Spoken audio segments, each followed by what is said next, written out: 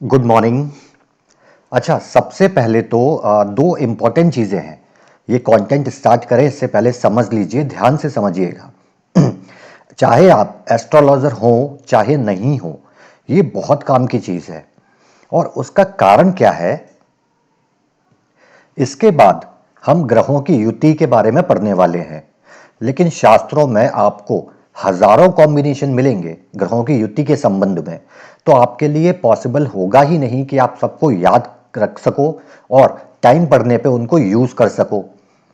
उसके अपोजिट अगर मुझे प्लानिटरी फंक्शन पता है तो मैं बहुत अच्छे से कैलकुलेट कर पाऊंगा किसी घर में 4 ग्रह बैठे हैं और मुझे पता है कि ये जो नेगेटिव इम्पैक्ट आ रहा है ये किस प्लानेट की वजह से आ रहा है। तो क्या ज़रूरत है मुझे फोकस करने की उन 4 प्लानेट पे। पहली चीज़ तो ये बहुत डीप में समझेंगे जब ग्रहों की युति समझेंगे। दूसरी चीज़ एक बात और समझिए, पूरी लाइफ 9 ग्रह का इफेक्ट है और हमें जानते हैं कि ये प्लानेट क्या है, एनर्जीज हैं। ये एनर्जी जब आपकी लाइफ में इम्बैलेंस हो जाए, अच्छे से काम ना करें, तो आपकी लाइफ में प्रॉब्लम आने लगती है।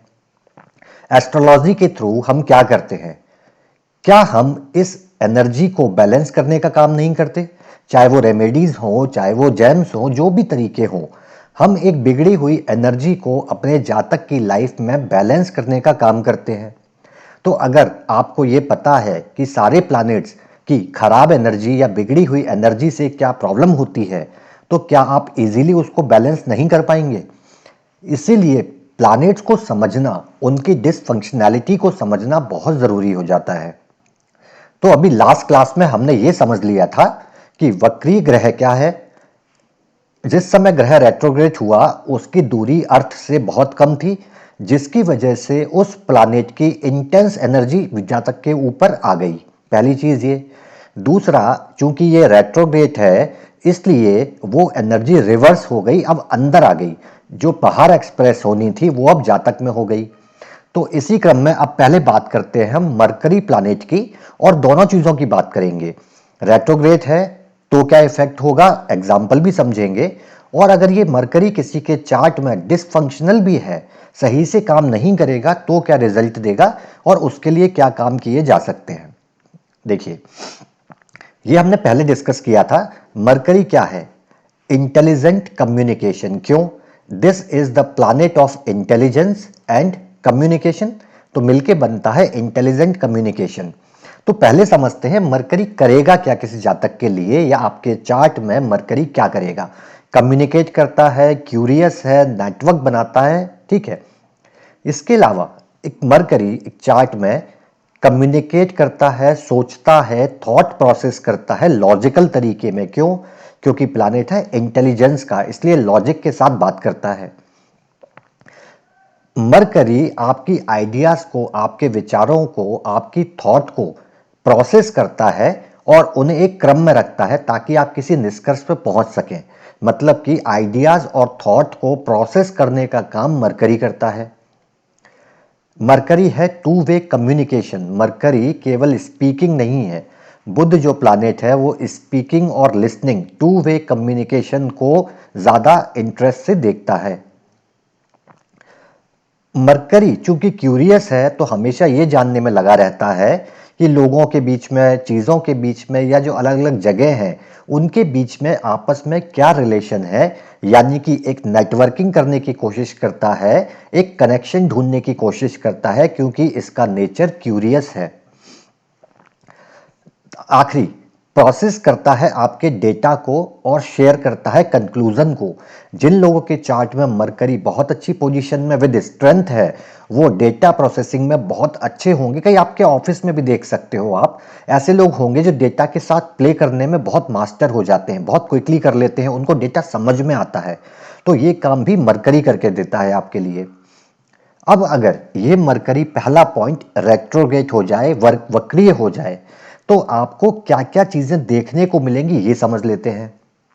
देखिए, आपकी लर्निंग, क्योंकि प्लैनेट है लर्निंग का भी, तो ये आपकी लर्निंग को प्रभावित करेगा। हो सकता है व्यक्ति को डिसलेक्सिया हो जाए, यानी कि पढ़ने लिखने संबंधी समस्या दे सकता है एक रेट्रोग्रेड मरकरी।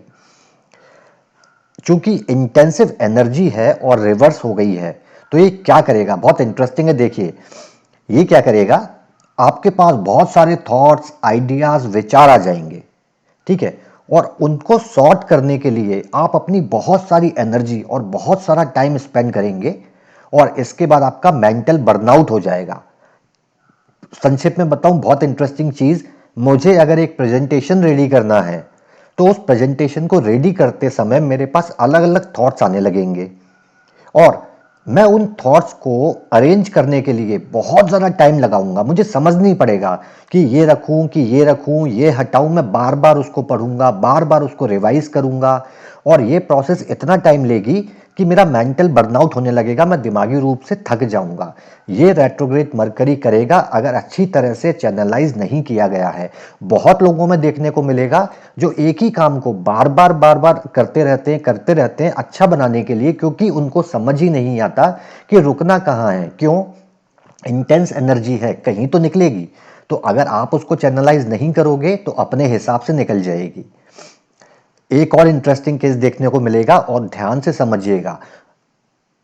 स्कूल का एक्सपीरियंस जब बच्चों का खराब होता है, अगर रेट्रोग्रेड मरकरी है, तो ऐसे बच्चे हो सकता है स्कूल में अर्ली एज में उनको पढ़ने लिखने में प्रॉब्लम आए, बोर हो जाए, उनको मज़ा नहीं आता, तो पेरेंट्स उनको ब्लेम करते हैं कि पढ़ता नहीं है, अच्छा नहीं है।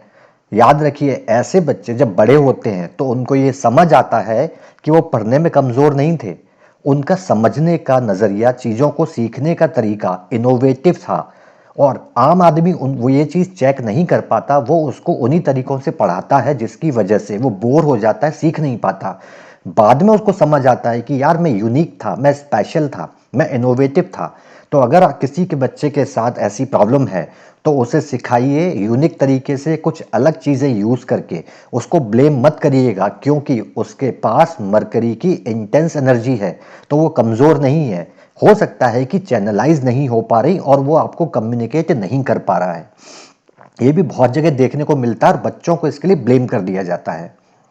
और आपको रेट्रोग्रेड मरकरी क्या दे सकता है? आपकी थॉट्स और आइडिया लोगों से अलग होंगे, आपको सोचोगे या विचार लाओगे वो अलग होंगे।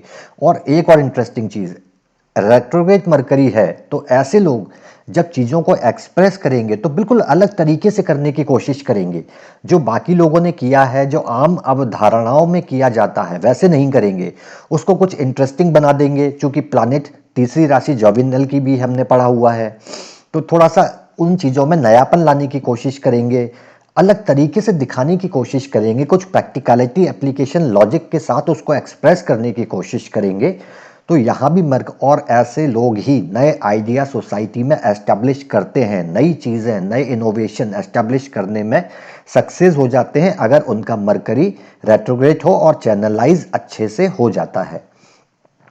यही ये मरकरी आपको कम्युनिकेशन की प्रॉब्लम भी दे देता है। कैसे देगा? या तो आपका कम्युनिकेशन लोगों के सर के ऊपर से निकलेगा, या उनके लेवल से बहुत नीचे रहेगा। यही प्रॉब्लम है। अगर आपका कम्युनिकेशन लोगों को समझ में आ रहा है तो प्रॉब्लम नहीं है, लेकिन रेट्रोग्रेड क्या करेगा? या तो लोगों के ऊपर से निकालेगा आपके कम्युनिकेशन को, या फिर लोगों के लेवल से बहुत नीचे रख देगा। तो इस तरह से बैड इफेक्ट ये आपको दे सकता है। ऐसा कहा जाता है कि अगर ट्रांजिट में मरकरी रेट्रोग्रेड है, यानी कि गोचर में वक्रीय बुध है, उस समय कोई भी नए सॉफ्टवेयर या कंप्यूटर इक्विपमेंट नहीं खरीदने चाहिए या इंस्टॉल नहीं करवाने चाहिए, क्योंकि कुछ समय में इनमें डिफंक्शन हो जाता है, ये काम करना बंद कर देते हैं, ऐसी मान्यता है, और कुछ केस में ऐसा देखा गया है। तो आपके लिए गोचर का बुध अगर अच्छा नहीं है तो इन चीज़ों को आप अवॉइड कर सकते हैं। अब एक एग्जाम्पल देखते हैं कि रेट्रोग्रेड वक्रीय बुध है, उसकी एनर्जी को चैनलाइज कर लें तो क्या होगा। कैसे चैनलाइज करेंगे, समझिए। कैसे यूज करूंगा मैं इस इंटेंस एनर्जी को? भाई जहां मरकरी है कौन से घर में, उस हाउस को यूज कर लूंगा। राशि जो ऑक्यूपाई की है मरकरी ने उसको यूज कर लूंगा, और मर्करियल बिहेवियर जो कि है इंटेलिजेंस होगा या कम्युनिकेशन होगा, दो चीजों में एक चीज की इंपॉर्टेंस ज्यादा होगी। इन तीन चीजों को यूज करूंगा। एक चार्ट है, एप्लीकेशन, जो हमने पहले भी डिस्कस किया हुआ है, डॉक्टर सीवी रमन का, भौतिकी में नोबेल प्राइज लेने वाले पहले इंसान जो नॉन वाइट, नॉन यूरोपियन थे, भारत को दिलाया। कहाँ से आया वो सब हम डिस्कस कर चुके हैं। केवल इतना देखिए आप लग्न चार्ट में, राशि चार्ट में मरकरी लग्न में बैठा है, दैट इज रेट्रोग्रेड, वक्रीय है। राशि कौन सी है? सातवीं। सातवीं राशि है बुद्धिमत्ता की, पेशेंस की, धैर्य की, संतुलन की, ये सब चीज़ों की। लेकिन चूंकि इनके बर्थ के टाइम पे मरकरी रेट्रोग्रेड है और लग्न में बैठा है, तो इंटेलिजेंस की एनर्जी बहुत है। क्या उसको चैनलाइज सही जगह किया? नौमांश पे देख लीजिए, 9th हाउस है, यहां मरकरी है। याद होगा आपको, 9th हाउस है हायर स्टडी का। और 9वीं राशि कौन सी है? अगर आपको याद है उस समय के क्लासेस, 9th राशि है अनुसंधान की, रिसर्च की। भौतिकी में रिसर्च के लिए ही उनको नोबेल प्राइज मिला। यानी कि एक रेट्रोग्रेड प्लैनेट, वक्रीय ग्रह की एनर्जी को अगर आप सही जगह यूज कर लेते हैं तो आपको लाइफ में कहां से कहां पहुंचा देगा। और यही एनर्जी अगर यूज नहीं कर पाए तो फिर आपको अपने साथ बहा के ले जाएगा, आपको उसके अधीन होना पड़ेगा। तो बहुत जरूरी है समझ लेना प्लैनेट की रेट्रोग्रेड एनर्जी को हम चैनलाइज कैसे सही जगह पे कर सकते हैं। अब मान लीजिए, ये तो हुई बात रेट्रोग्रेड की, वक्रीय नहीं है, लेकिन मरकरी चार्ट में इम्बैलेंस्ड है, डिसफंक्शनल है, मतलब कि आपके लिए अच्छे से काम नहीं करता। तो क्या क्या रिजल्ट देगा वो भी क्यों जरूरी है, आगे समझते हैं। देखिए क्या करेगा, ये आपके आइडियाज को, एनर्जी को स्कैटर कर देगा, पूरा अस्त व्यस्त कर देगा। शॉर्ट सर्किट होता है ना, क्रॉस वायरिंग हो जाता है तो शॉर्ट सर्किट होता है, बर्नआउट होता है। ऐसी स्थिति ला देगा, आपको समझ नहीं पड़ेगा कि करो क्या। आइडियाज हैं, एनर्जीज है, इंटेलिजेंस है, लेकिन आपस में वो शॉर्ट सर्किट होता रहेगा, कुछ नतीजे नहीं निकलेंगे। आपको ऐसा महसूस होगा कि आप विचारों को, आइडियाज को, डेटा को प्रोसेस करने में, उसको ऑर्गेनाइज करने में अनकैपेबल है, मतलब उसको ठीक से ऑर्गेनाइज कर नहीं पा रहे हैं। ऐसी कंडीशन लाके देगा आपको। ये डिसफंक्शनल है, रेट्रोग्रेड नहीं है, मतलब मरकरी चार्ट में अच्छे से काम नहीं कर रहा। मेंटली हाइपर कर देगा, यानी कि एक थॉट से, एक विचार से दूसरे विचार पे जंप करते रहेंगे, रुकने नहीं देगा। क्यों भाई? एनर्जी है और डिसबैलेंस है, डिसफंक्शनल है। एक एग्जांपल देखते हैं बहुत अच्छा। लेट्स से एक बलून है, ठीक है। इस बलून में आपने क्या किया, आपने इसमें एयर भर दी और इसको बांधिएगा मत, इसको बस ऐसे ही छोड़ दीजिएगा। क्या होगा? एयर बहुत तेजी से इधर उधर निकलेगी और ये बलून पूरे रूम में भागता रहेगा और अंत में जाके एनर्जी खत्म हो जाएगी और ये गिर जाएगा। ये हुआ डिसफंक्शनल एनर्जी। वही मैंने इसको बांधा और एक धागा बांध दिया। अब आपने क्या किया? आपने एक इम्बैलेंस एनर्जी को लाइफ में बैलेंस कर लिया। अब चाहे इसको उड़ाओ या फिर इसको डेकोरेशन में लगा लो, क्योंकि अब ये एनर्जी आपकी है। डिसफंक्शनल एनर्जी क्या करती है आपकी लाइफ में? आपकी लाइफ को इम्बैलेंस करती है, आपको रुकने नहीं देती, इधर उधर भगाती है। तो हम एस्ट्रोलॉजी में उस डिसबैलेंस एनर्जी को बैलेंस करने की कोशिश करते हैं अलग अलग चीज़ों से। और जैसे ही वो बैलेंस हो गई, जहाँ तक कि क्लाइंट की जीवन में बहुत सारे चेंजेस अपने आप आने लगते हैं। तो क्लियर है ये चीज़ें। मेंटली हाइपर करेगा, आपको इधर उधर दौड़ाएगा, क्योंकि भाई इंटेलिजेंस का प्लानट है, अच्छे से काम नहीं करेगा। इसके बाद अगर डिसफंक्शनल है तो आपको ये यकीन दिला देगा कि भाई जो आपका इंटेलेक्ट है, आपकी जो इंटेलिजेंस है ना, वो बेकार है आपके लिए, आपके मतलब की नहीं है। क्योंकि आप कम्युनिकेट करोगे इंटेलेक्ट के साथ और साथ के लोगों को वो जमेगा नहीं, तो आप क्या करोगे ऐसे केस में? डिसफंक्शनल मरकरी आपको बोलेगा कि भाई लोगों से कम्युनिकेट करने से अच्छा है तुम खुद को आइसोलेट कर लो। तो डिसफंक्शनल मरकरी कभी कभी आपको आइसोलेशन भी दे देता है। हमने पढ़ा है आइसोलेशन केतु देता है, आइसोलेशन 12th हाउस देता है। डिसफंक्शनल मरकरी आपको खुद लोगों से आइसोलेट करा देगा इन टर्म्स ऑफ कम्युनिकेशन। और क्या देगा? ये आपको यकीन दिलाएगा कि आपका कम्युनिकेशन स्किल बहुत बेहतर है। फिर चाहे आपको रिजल्ट नहीं मिल रहे, लेकिन आप मानोगे नहीं, आप अंदर यही सोचोगे यार मेरा कम्युनिकेशन स्किल्स तो बहुत अच्छा है, लोगों को समझ नहीं आता। ये होता है, बहुत अच्छा इफेक्ट है, बहुत काम करता है ये। ऐसे लोग देखे आपने जो बोलते हैं यार तू बात कर लेना मेरी जगह पे, यार तू उनसे बात कर लेना। डिसफंक्शनल मरकरी आपको ये बोलता है कि भाई अपने बोलने का अधिकार या अपना कम्युनिकेशन किसी दूसरे के हाथ में दे दो। Let someone else talk for you, किसी दूसरे को अपनी जगह पर बात करने दो। ऐसे कई लोग आपको देखने को मिलेंगे जिनका मरकरी डिसफंक्शनल होगा और इस तरह से बिहेव कर रहा होगा। डिसफंक्शनल मरकरी आपको यकीन दिलाएगा कि भाई आप कम्युनिकेशन करने के लायक ही नहीं है। Communication is not my cup of tea, this is none of my business. मतलब मैं कर ही नहीं सकता। कम्युनिकेशन तो भाई अपने से दूर दूर का रिलेशन ही नहीं है। ये आपको यकीन दिला सकता है। डिसफंक्शनल होगा तो ये क्या करेगा, आपको एक विशेष तरह के लोगों या एक ही आइडिया के आसपास घुमाता रहेगा। मतलब कि आप एक ही तरह के लोगों के नेटवर्क में अच्छा महसूस करोगे, उन्हीं लोगों से कम्युनिकेट करना महसूस अच्छा करोगे, या एक ही आइडिया के बारे में कम्युनिकेशन करना अच्छा महसूस करोगे। क्यों? क्योंकि ये मरकरी आपको बोलेगा कि भाई नए एनवायरनमेंट में जाके नई तरह का कम्युनिकेशन करने की रिस्क मत ले। तो आपको अच्छा ही नहीं लगेगा और होगा क्या, जब आप किसी नए ग्रुप में जाओगे तो आपका कम्युनिकेशन खत्म हो जाएगा, आप बात नहीं कर पाओगे, कम्युनिकेशन स्किल आपका कम हो जाएगा और अपने सर्कल में आप बहुत अच्छे से कम्युनिकेट कर रहे होगे। तो ये डिसफंक्शनल मरकरी आपको करके देगा।